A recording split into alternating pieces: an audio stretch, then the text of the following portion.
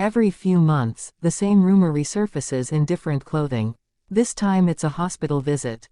Before that it was a mystery illness. Before that it was a tumor. The Princess of Asturias, heir to the Spanish throne, is once again the subject of health speculation that has no confirmed source, no palace statement, and no reporting from any established outlet with access to the royal household. And yet the claim spreads anyway, because it taps into something that has followed Leonor since she was a teenager, the public's appetite to imagine a crack beneath the polished surface of a future queen. Today we're not going to repeat that rumor as fact.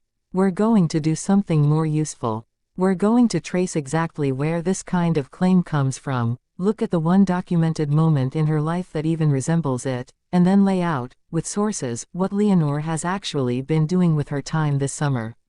Because the real story is not a secret. It's just less exciting than a cover-up, and that is precisely why it rarely gets clicked on. Let's start with the anatomy of a royal health rumor, because this one follows a pattern you can set your watch to. It typically begins on a platform with almost no editorial gatekeeping, TikTok, a repost account, sometimes a low-traffic blog aggregating other low-traffic blogs. The claim is vague by design. Not, she was treated for X condition on this date at this hospital, which would be falsifiable and therefore risky for whoever is spreading it, but something softer, she looked tired, she cancelled an appearance, sources say she's not doing well. Vagueness is a feature, not a bug. It lets the rumor survive contact with scrutiny because there's nothing concrete enough to actually check. Then a second wave of accounts picks it up and adds specificity that was never in the original post. A hospital name, a date, a diagnosis, details that feel more credible simply because they're more detailed, even though detail is not the same thing as evidence. By the time it reaches you, it has the texture of a news story, a headline, a thumbnail, maybe a stock photo of a hospital that happens to share her name. That's not a coincidence, by the way. It's worth pausing on that, because it matters here specifically. There is a real hospital in Madrid called Hospital Universitario Infanta Leonor. It's a public teaching hospital in the Vallecas district, opened in 2008, named in her honor the way Spanish public institutions often are for royal family members. It has nothing to do with her personal health. It does not treat her. It is not where she goes for anything.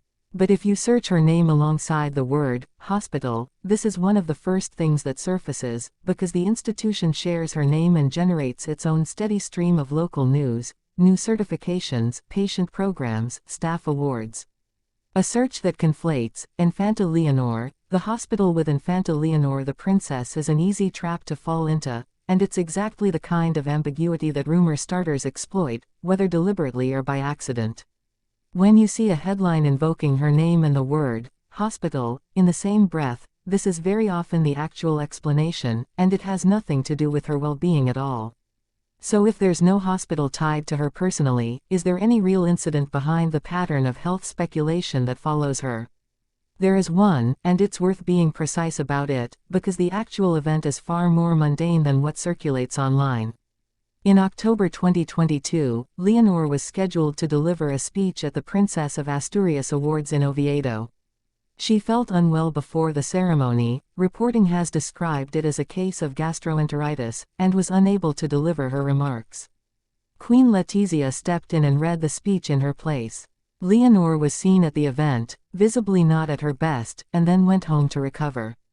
That's the entire incident. No hospitalization, no ambulance, no overnight stay. A teenager with a stomach bug who couldn't get through a public speech, and her mother covering for her, which is the kind of thing that happens in ordinary families every day, except in this case it happened in front of cameras and became a piece of royal history that gets recycled every time someone wants to manufacture a health scare years later.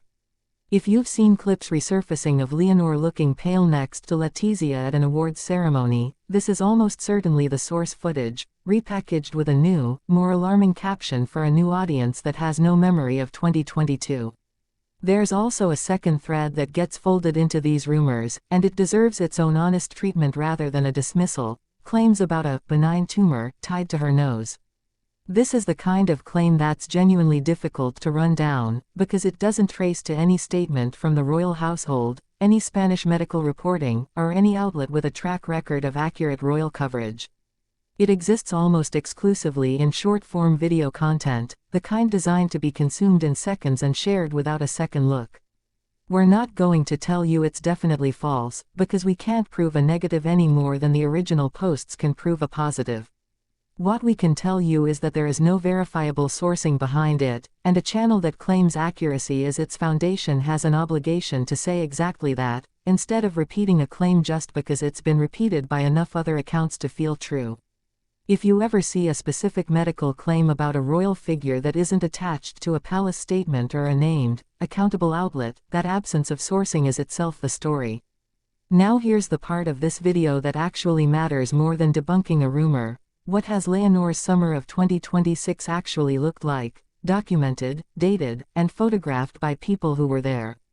Because the honest answer is that this has been one of the more visible stretches of her public life, which is the opposite of what you'd expect from someone allegedly being hidden away for medical reasons.